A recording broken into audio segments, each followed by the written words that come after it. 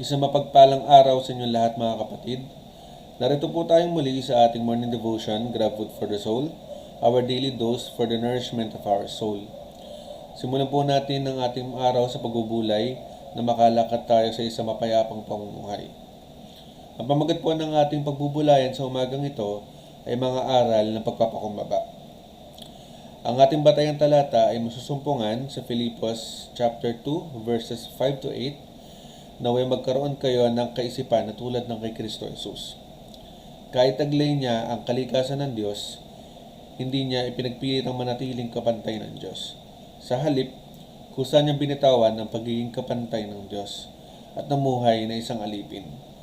Pinanganak siya bilang tao, at nang siya'y maging tao, nagpakumbaba siya at naging masunurin. Hanggang kamatayan, maging ito man ay kamatayan sa krus. Salamat at purihin ng Diyos sa ating pagkabasa at pagkarinig ng kanyang mga salita. Ang kababaang loob o humility ang siyang pundasyon ng lahat ng katangian. It is the virtue of all virtues. Kapag nawala ng kababaang loob sa isang tao, babagsak ang lahat ng kanyang magandang katangian. Ganito mismo ang patotoo ng Panginoong Hesus tungkol kay Juan Bautista.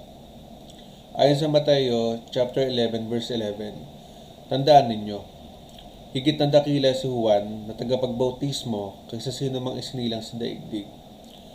Ngunit ang pinakahamak sa kaharian ng langit ay mas dakila kaysa sa kanya. Lahat ng uri ng tao ay lumalapit kay Juan upang magpabautismo ng bautismo na pagsisisi. May mga nag-aakala pang siya ang Mesayas o ang pinangakong Kristo. Ngunit hindi natukso si Juan Bautista ang kininang kalwalhatian para lamang sa Panginoong Hesus na natili siyang mababa. Sinabi ni Juan sa mga tao sa Mateo chapter 3 verse 11, "Binabautismuhan ko kayo sa tubig bilang patunay ng inyong pagsisisi at pagtalikod sa kasalanan. Ngunit ang darating na kasunod ko ay magbabautismo sa inyo sa Espiritu Santo at sa apoy. Higit siyang makapangyarihan kaysa sa akin, ni hindi man lamang ako karapat-dapat magdala ng kanyang sandalyas."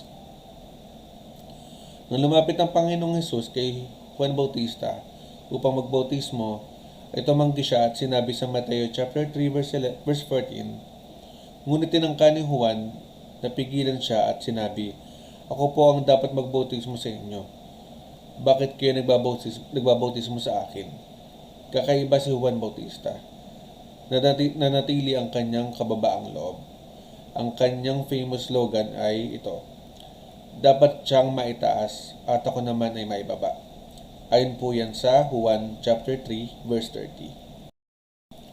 Pagpapakumbaba ng Panginoong Hesus.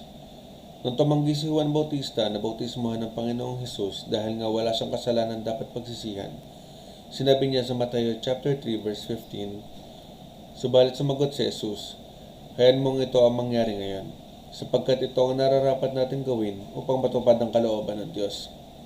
Kahit pumayag din si Juan. Kailangan magpabautismo si Jesus hindi sapagkat nangangailangan siya ng paglilinis mula sa kasalanan, kundi dahil sa mga sumusunod na kadahilanan. Ginawa niya ito alang-alang sa kasalanan ng buong sangkatauhan. Pinagtitibay niya ang ministeryo ni Juan Bautista, paghahanda ng daan sa pagdating ng tagapagligtas.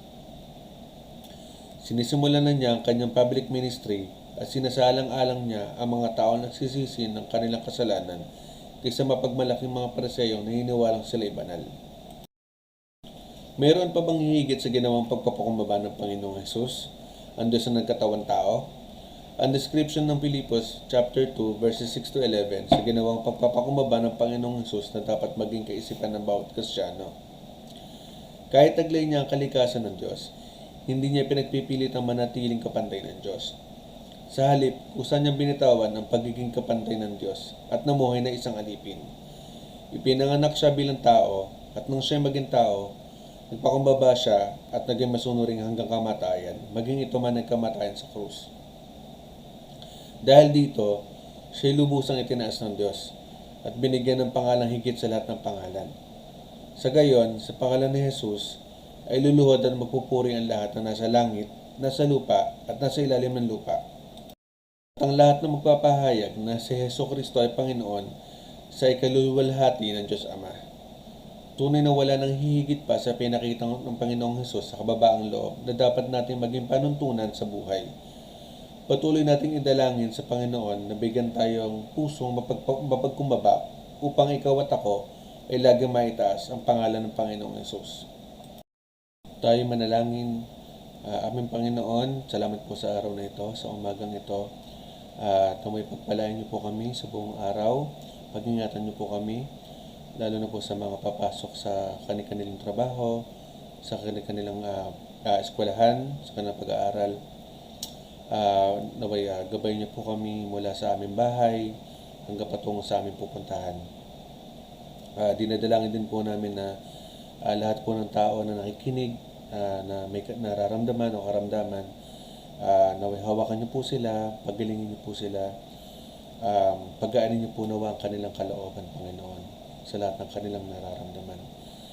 At Panginoon, base nga po sa aral na ito, ngayong umagang ito, naway palagi niyo po sana kaming i-remind na magkaroon ng mababang loob, magpakumbaba sa lahat ng oras, dahil nga sabi sa inyong salita, Panginoon, na ito ay magiging pundasyon sa pagiging isang mabuting tao at mabuting Kristiyano.